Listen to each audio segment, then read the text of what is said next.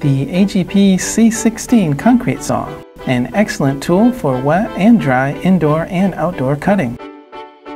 It has a 3200 watt motor with a 405 millimeter blade for a maximum cutting depth of 150 millimeters.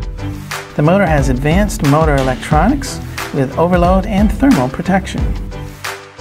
It has an LED indicator that indicates when the machine is close to overloading. The C16 has an integrated water feed system, vacuum port for dust and slurry collection, and a detachable splash guard for slurry management. The blade guard can be easily adjusted for cutting depth, and the tool-free detachable guide rollers can be installed for perpendicular cuts and to reduce operator fatigue. The blade guard is made of magnesium alloy to provide maximum strength and minimum weight.